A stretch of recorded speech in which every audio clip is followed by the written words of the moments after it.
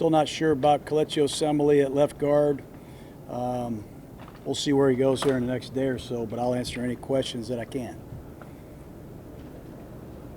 What was the message to the team about the Cooper trade today? What you tell the team? I don't want to get into the messages to the team. That's not for press conferences, but we're doing everything we can to, honestly, Vic, we're doing everything we can to win games and certainly build this football team. And not everybody, I'm sure, understands, what's going on, but I just want to say those two things. We're doing everything we can for the Raiders, for the team today and the team of the future, and sometimes it's a tough job. Do you think your players get that? Do they understand? Well, yeah, you'd have to ask the players, but the players I talk to get it. Certainly, they get it. And they also know that every day is a new day, and sometimes the plans that you have aren't the plans that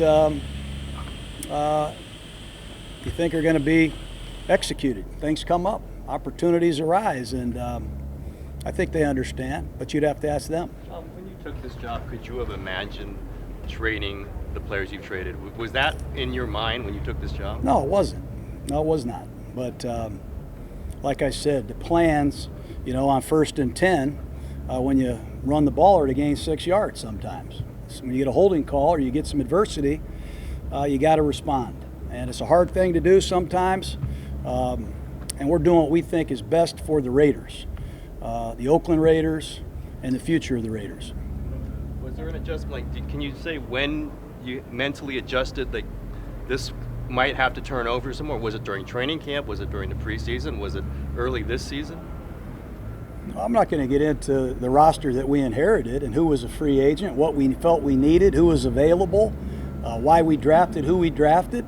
There's a lot of decisions that I'm not going to rehash today. We're getting ready for the Colts. We're doing everything we can to build this team the right way, and we'll continue to do that. As a coach, how difficult a balance is it, the building in the right way and then trying to win each week?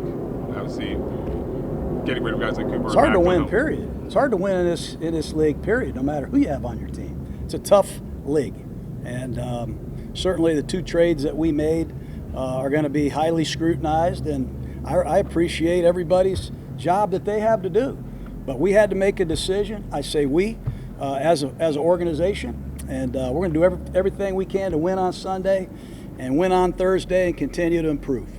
Since your last game now, you're without your lead running back and arguably the top receiver coming in, how is the offense going to adjust? We've had to adjust a lot. We're missing our left guard. We're missing our right tackle. We're missing our backup left guard right now. And we're missing our feature back, and like you said, now our Z. So it'll be an adjustment. Missing some players on defense. It's going to be an adjustment. We do the best we can. We rely on the players that get an opportunity. What a great opportunity for Doug Martin. What a great opportunity for Colt Miller and Brandon Parker to continue to develop and improve, and what a great opportunity for us to keep coaching. Jon, you told Chris Mortensen the other day that we're not trading anymore.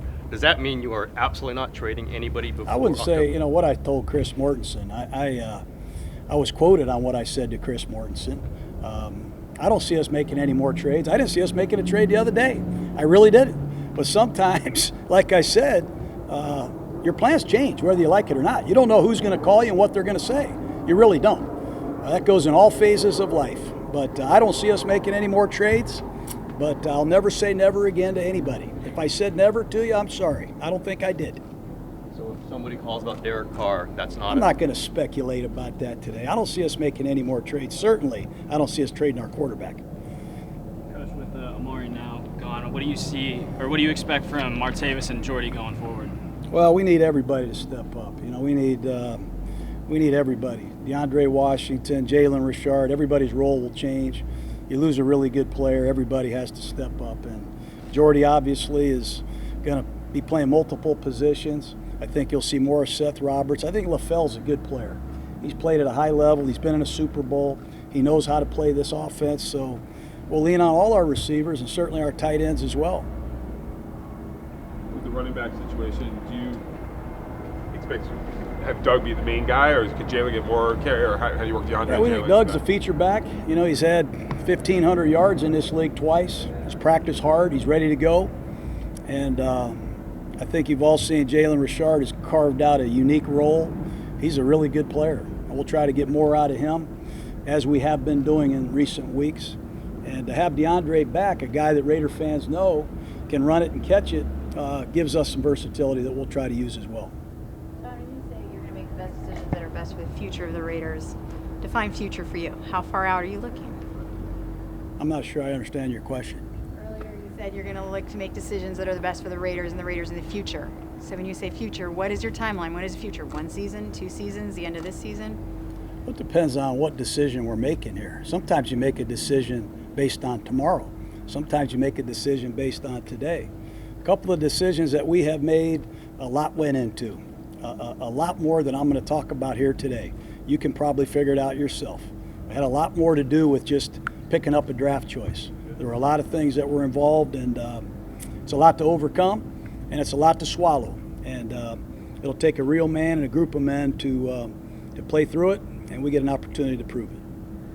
John, have the 2 big trades that you've made resulted in any difficult conversations with Mark Davis, or is he, fully on board and giving you carte blanche to move ahead as you wish?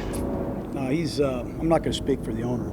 He's available. I'm sure you can talk to him. We're working together. Reggie McKenzie, Mark Davis, myself, our coaching staff, trying to, as I said, get some stability here, get this football team to a point where we can compete for championships.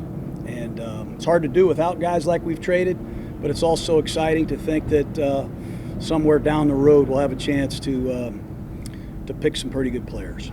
I don't know if you want to get into this area, but Amari was pulled off of the field during practice because of the deal being done. Players weren't told until this morning in terms of you talking to them. Why the wait for you? Well, nothing's official. I thought maybe I should find out for sure what was going on. I don't even know if the trade's official yet, honestly. So, look, there's people working in the building where we're out here on the practice field. We just don't turn the lights off. So I'm not going to get into any more. Okay, it was an uncomfortable thing. It's not the first time I've seen it. It's not the last time I've seen it. And it's not the first time it's happened in the league, and it's not the last time, but it is the trade deadline looming, and sometimes, trades happen that are unexpected and untimely. 2 more, guys. You guys have talked about making Cooper the centerpiece of the offense. Why weren't you guys able to do that? Why didn't that work out the way you planned? Well, he had some good games. We had 6 games together. All right, I'm not going to I know I said some things, and really you can go back and remember what I said in Indianapolis. I saw him as a young emerging star, but what obviously happened is we felt we got an opportunity to improve this team, and there were a lot more things that went into it than just who we're throwing the ball to. And I don't want to really get into it anymore, Vic. We made a tough decision. We're going to live with it. What can this time do for Derek for the last couple of weeks to have a bye week to heal up outlook-wise? I think it's great. I think Derek's doing a lot of good things. I know there's reports out there that the team has, I heard that there's a report out there that a phantom unnamed source was curious as to some things about Derek. I think Carr's going to be fine. We got a lot of moving pieces now on offense, and it's tough on a quarterback. In the first year of his system, it's doubly tough. So I'm going to keep supporting him. I know I believe in him. I know he's going to be a great player, and you watch and see. He'll play just fine on Sunday.